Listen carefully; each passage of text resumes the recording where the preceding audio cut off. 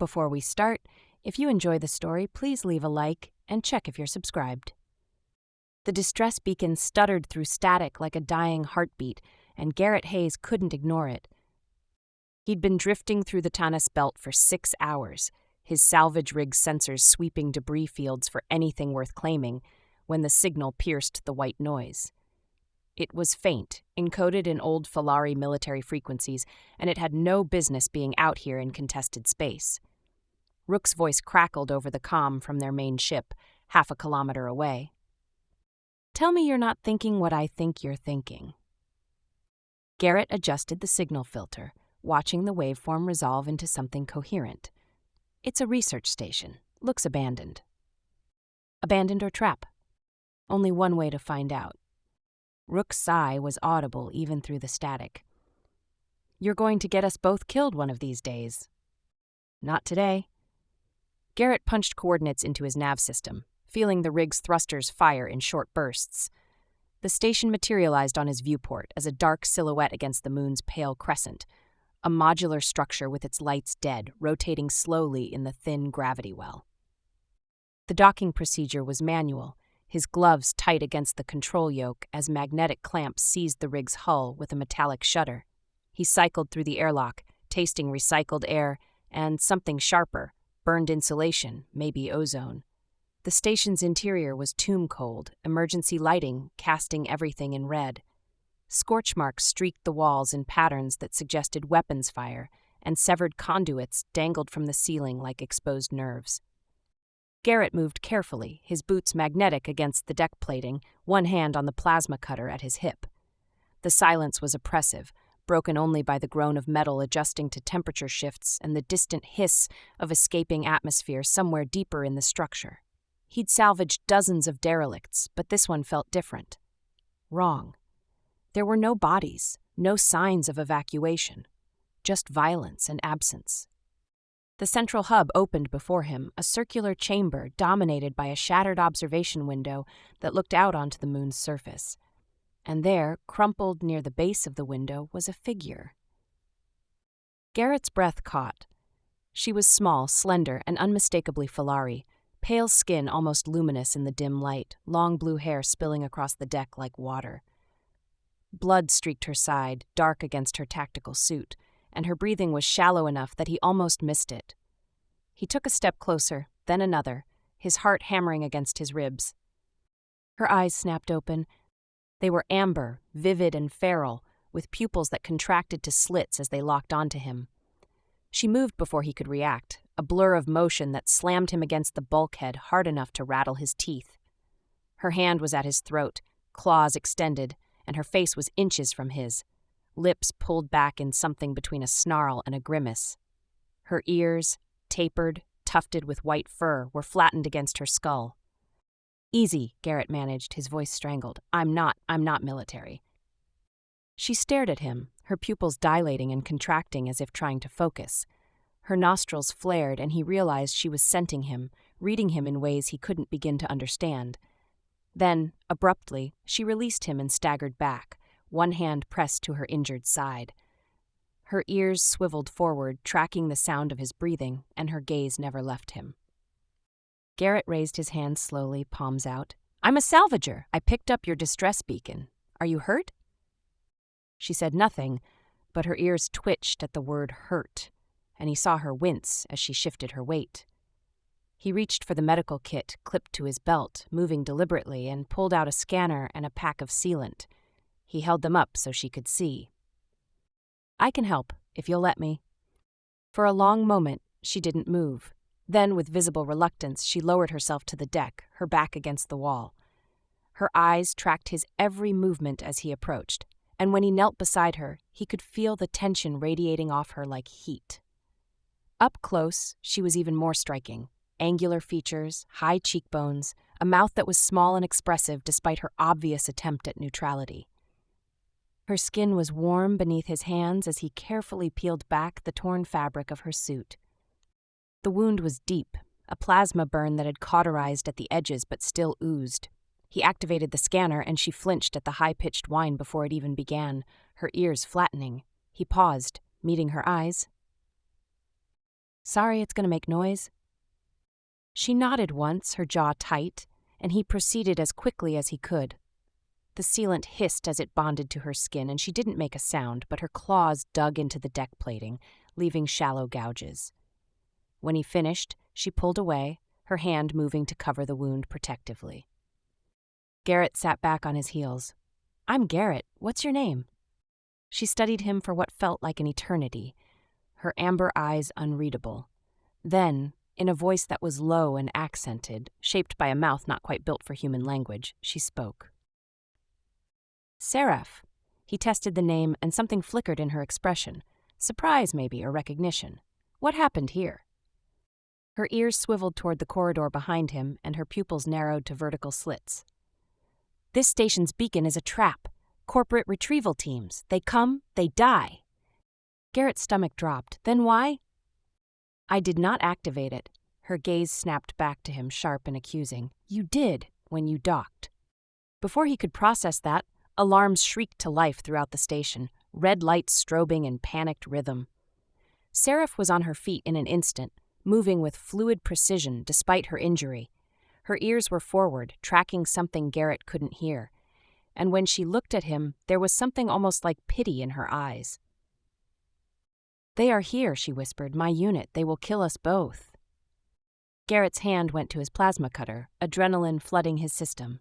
Then we run. Seraph's ears flicked back, then forward again, and for the first time he saw the ghost of something that might have been a smile. Yes, we run. They moved through the station's lower levels like ghosts, Seraph leading with her ears swiveling to track every creak and hum of the dying structure. Garrett followed close, his hand brushing the walls for balance as gravity fields flickered and failed, sending them weightless for heartbeats at a time. Above them, he could hear boots, heavy, deliberate, methodical. Vaska's team was sweeping deck by deck, and they were running out of places to hide. Seraph stopped at a junction, her head tilted, listening. Her tail, shorter than he'd expected for a Falari, almost vestigial, twitched once before going still. She gestured left with 2 fingers, then moved, her footfalls completely silent even on the metal grating. Garrett tried to match her stealth and failed, his boots producing soft clangs that made her ears flatten in irritation. She glanced back at him, her amber eyes catching the emergency lighting, and placed a finger to her lips. He nodded, and she continued, leading him through a maze of corridors that all looked identical to him, but which she navigated with absolute certainty. When they reached a sealed door marked with Falari script, she entered a code so quickly her fingers blurred and the hatch hissed open. The observation lab beyond was pristine compared to the rest of the station.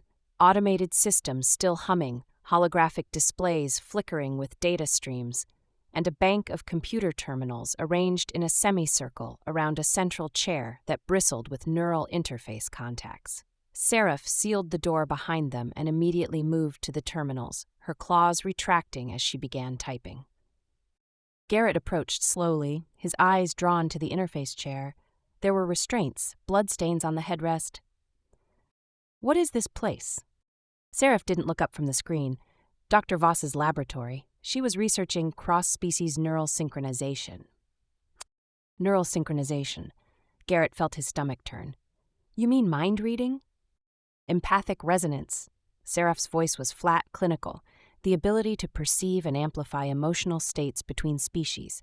Voss believed it would revolutionize diplomacy. And your people funded this? Her hands stilled on the keyboard. My people ordered it destroyed when the initial trials failed. I was the final test subject. They sent my unit to eliminate all evidence. Garrett stared at her profile, at the tight line of her jaw and the way her ears had folded back against her skull. Including you. Especially me. She pulled up a file, and Garrett saw footage of Seraph strapped into the interface chair, electrodes attached to her temples, her body convulsing as data scrolled across the screen. Her screams were silent, but her mouth was open, her eyes wide with agony. The synchronization was too effective. It destabilized my emotional regulation, made me unpredictable, dangerous. Garrett reached out without thinking, his hand covering hers on the console.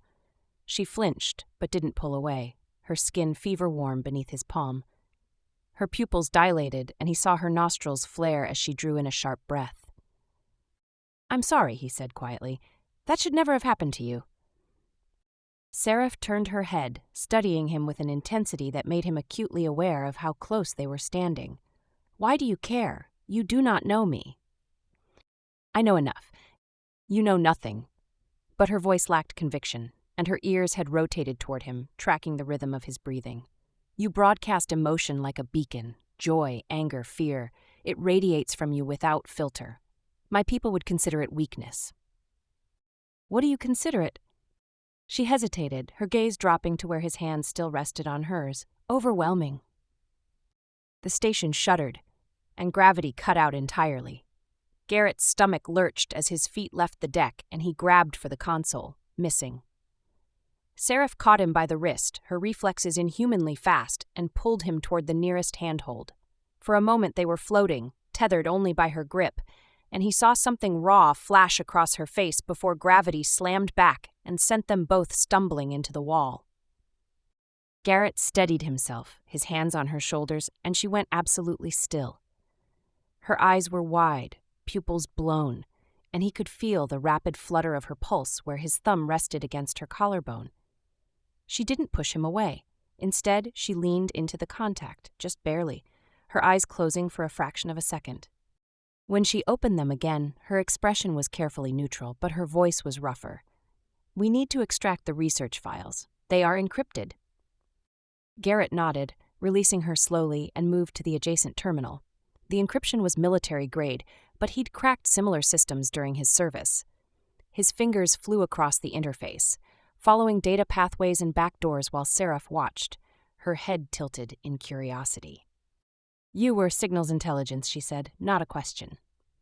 "Communications officer. Decoded everything from enemy transmissions to black market traffic manifests."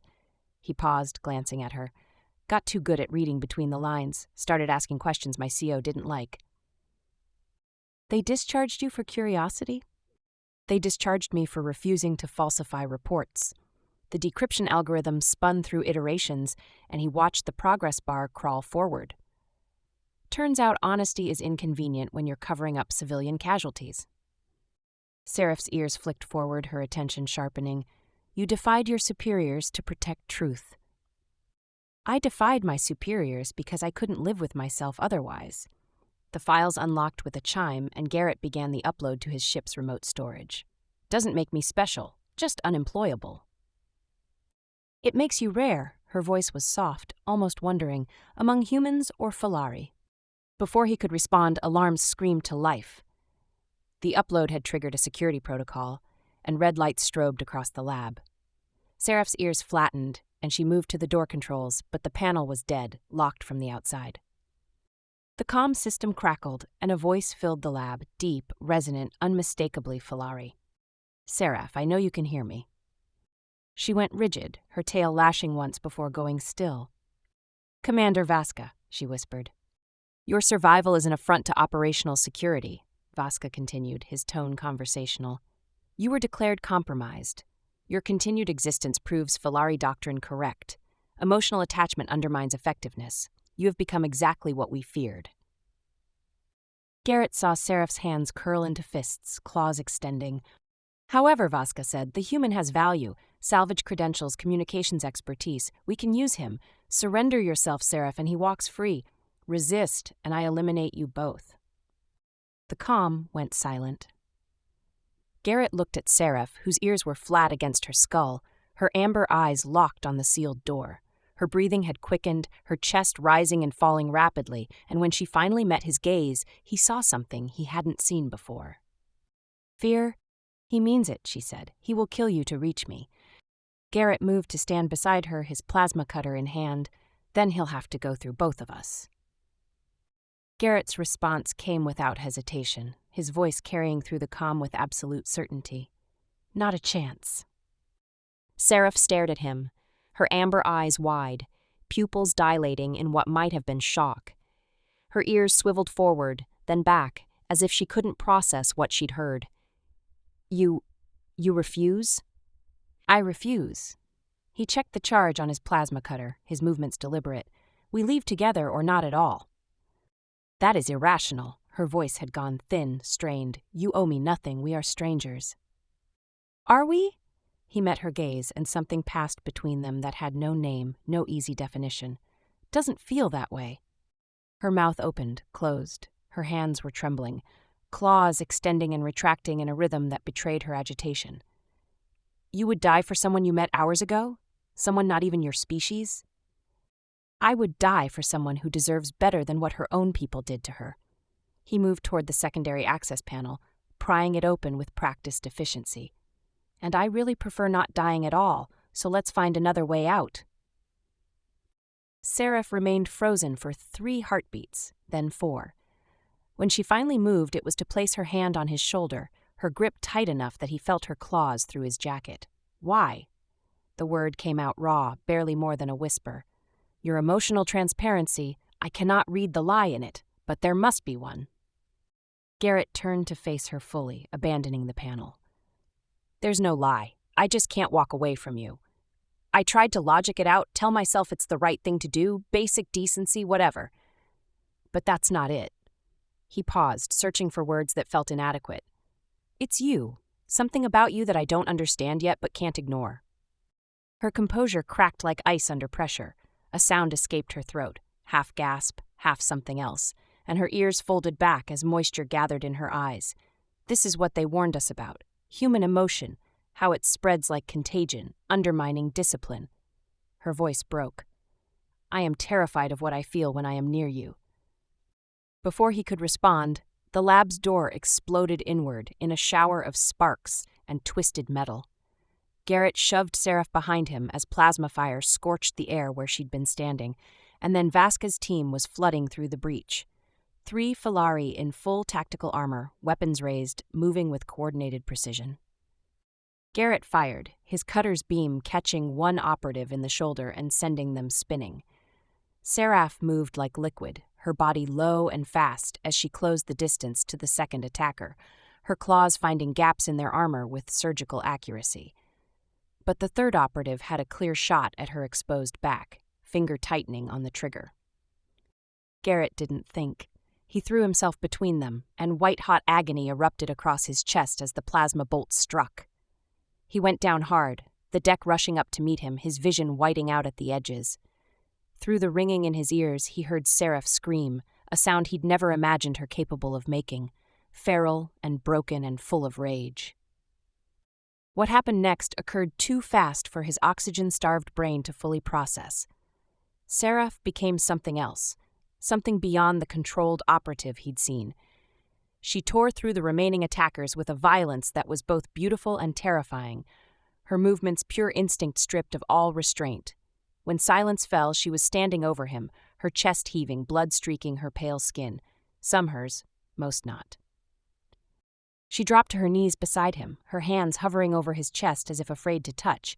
No, you cannot. Her voice fractured. This was not supposed to happen. Garrett tried to speak, managed only a wheeze.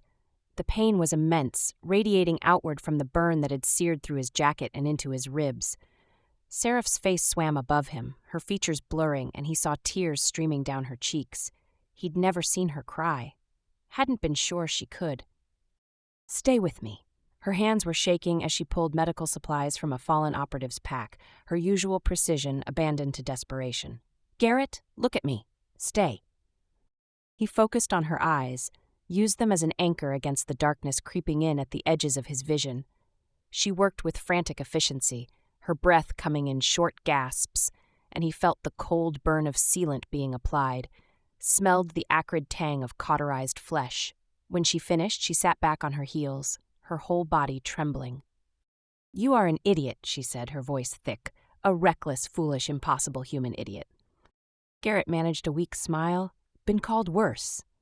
A sound escaped her then, something between a laugh and a sob, and she bent forward, pressing her forehead to his shoulder.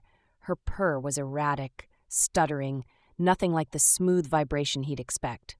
I heard your heart stop. For 3 seconds it stopped, and She couldn't finish.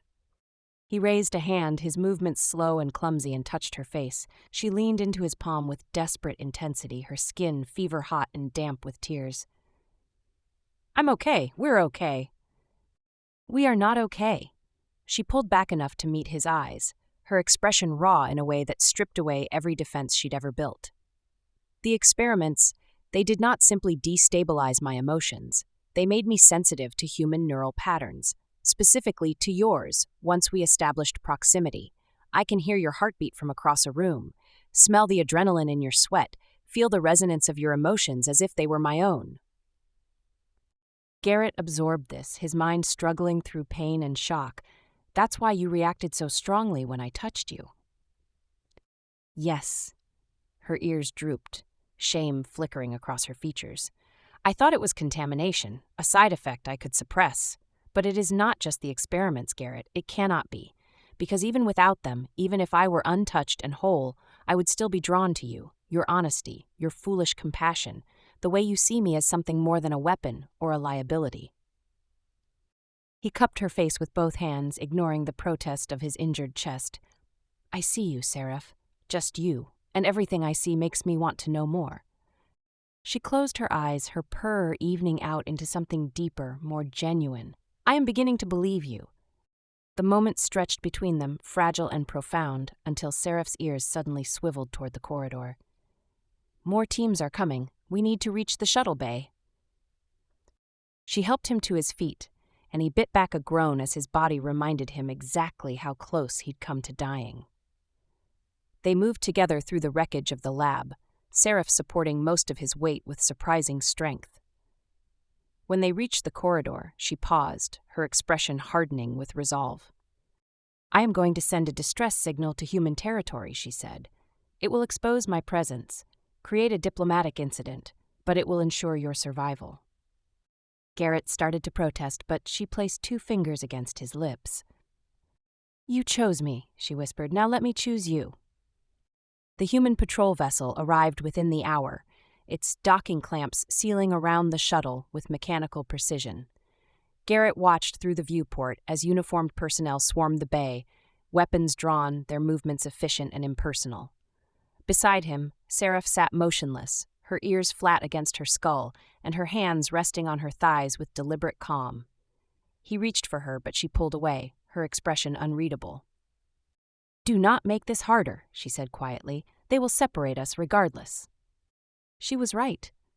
The moment the hatch opened, Marines surrounded Seraph, barking orders in terse military shorthand.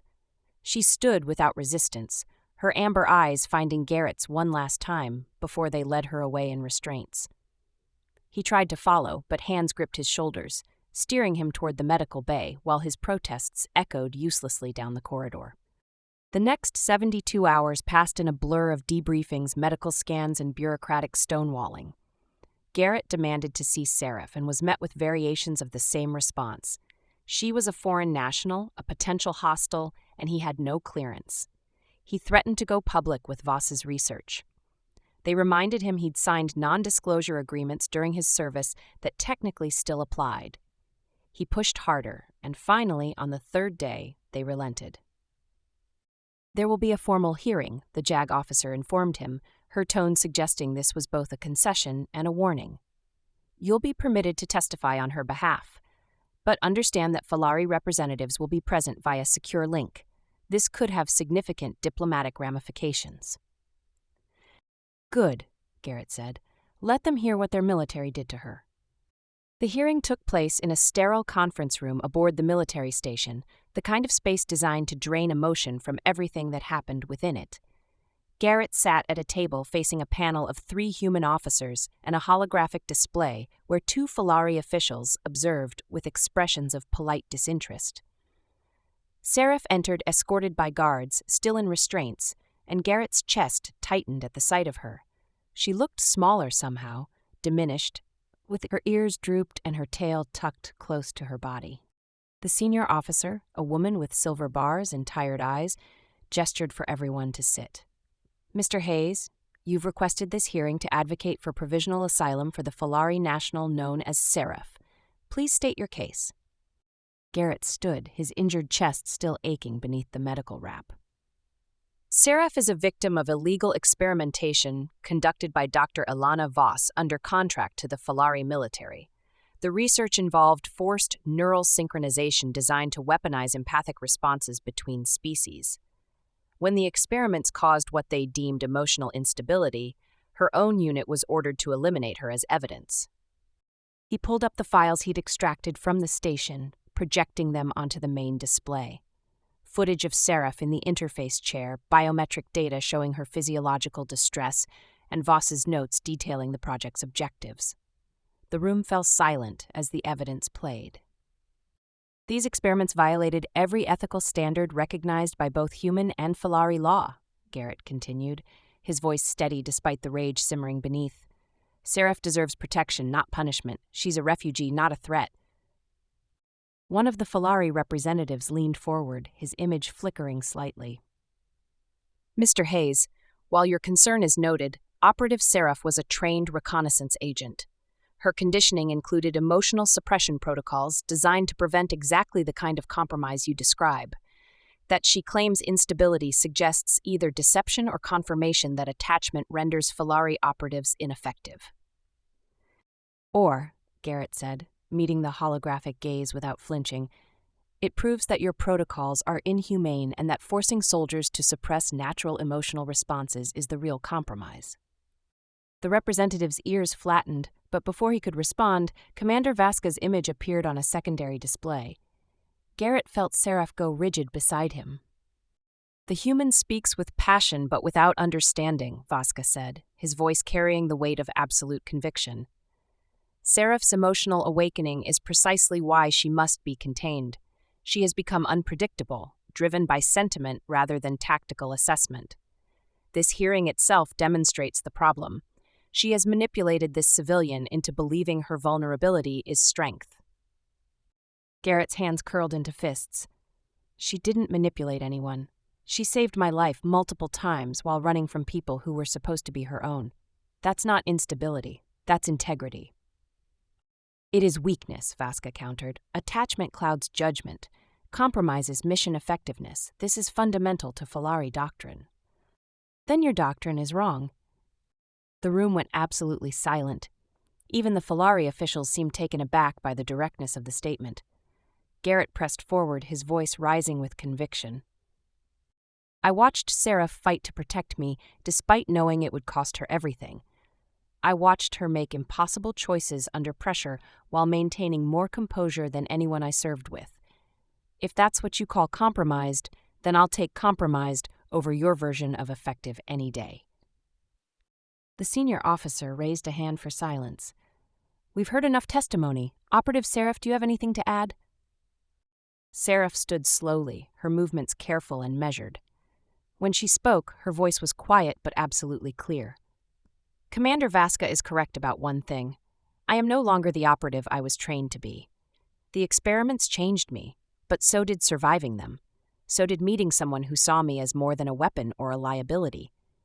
Her eyes found Garrett's, and something passed between them that needed no translation. I will not apologize for choosing connection over isolation. If that makes me compromised, then I accept the designation with pride. The officers conferred in low voices while the Falari representatives watched with expressions ranging from disapproval to careful neutrality. Finally, the senior officer spoke. Given the evidence of illegal experimentation and the corroboration of Mr. Hayes' testimony, this panel grants Operative Seraph provisional asylum pending further investigation into Falari military practices. She will remain in human territory under supervised release. Relief flooded through Garrett, but when he turned to Seraph, her expression was closed, her ears folded back. As soon as the hearing concluded and they removed her restraints, she walked past him without a word, heading for the exit with her shoulders squared and her tail held stiffly. He found her hours later in the observation deck, standing before the viewport with her arms wrapped around herself. The stars stretched endlessly beyond the reinforced glass, cold and distant. When he approached, she didn't turn. You did not have to fight for me, she said. Your debt, if any existed, was paid when you refused Vaska's offer. This wasn't about debt. Then what? She turned to face him finally, and he saw the vulnerability she was trying so hard to hide. What do you want from me, Garrett? He closed the distance between them slowly, giving her every opportunity to retreat. When he was close enough to feel the warmth radiating from her skin, he stopped. "I want to know if that purr I heard was real or just nerves," he said. "I want to understand why your ears do that thing when you're listening hard. I want to learn what makes you laugh and what keeps you up at night. I want—" He paused, searching her face. "I want the chance to figure out what this is. Together." Seraph's eyes searched his, her pupils dilating and contracting as she processed his words, his scent, the rhythm of his heartbeat. "I can hear your heart," she whispered. "The way it accelerates when I am near. I can smell your sincerity. My senses tell me you speak truth." "I am speaking truth." Her hand rose, trembling slightly, and touched his face with tentative gentleness. "I have been trained my entire life to trust only logic, only mission parameters. But you defy every calculation." Garrett covered her hand with his, turning his head to press his lips to her palm. Her breath caught, and he felt her fingers curl against his skin. "Maybe that's the point. Maybe we're not supposed to calculate this." She made a sound, soft, broken, hopeful, and then she was closing the remaining distance, her arms wrapping around him with desperate strength. He held her carefully, mindful of his healing ribs, and felt the vibration begin deep in her chest. Her purr was stronger now, steadier, a resonance that seemed to sync with his own heartbeat. "This frightens me," she admitted against his shoulder. "I do not know how to be this, with you." "Neither do I." He pulled back just enough to see her face. "But I'd like to try if you would."